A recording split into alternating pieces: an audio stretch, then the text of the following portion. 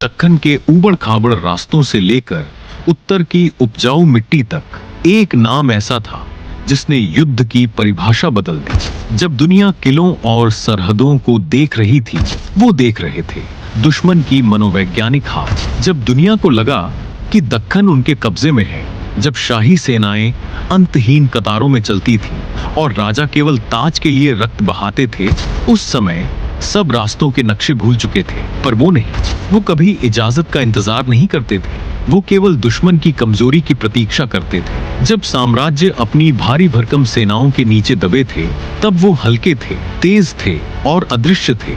उन्होंने कभी युद्ध की घोषणा नहीं की, वो तो युद्ध के बीच प्रकट होते थे। रसद गायब हो जाती थी, दूत कभी लौटते नहीं थे और जीत की खबर राज दरबार पहुंचने से पहले ही सड़ चुकी होती थी। दरबारों में इसे अराजकता कहा गया, लेकिन वो इसे दबाव कहते थे। उन्होंने युद्ध का एक अटल नियम सीखा था, ताकत से सीधी टक्कर मत लो, बल्कि उसे भूखा करो, उसे घेरो और उसे खुद के अस्तित्व पर शक करने के लिए मजबूर कर दो।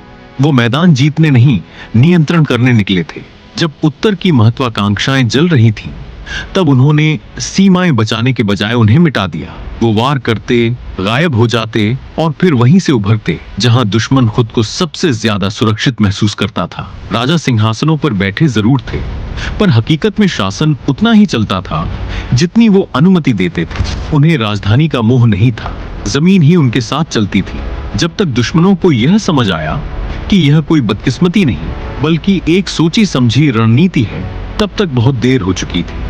उन्होंने उन्हें कभी आते नहीं देखा, उन्होंने केवल तबाही और मराठा घोड़ों की धूल देखी। वो केवल विजय का पीछा करने वाले योद्धा नहीं थे, वो व्यवस्था थोपने वाली एक ऐसी परछाई थी जिससे साम्राज्य कांपते थे, जिसने गति को अपना सबसे घातक हथियार बनाया, जिसने साम्राज्यों को चलती हुई जमीन से डरना सिखाया। इतिहास उन्हें सूबेदार मल्हार राव होटकर के नाम से जानता है।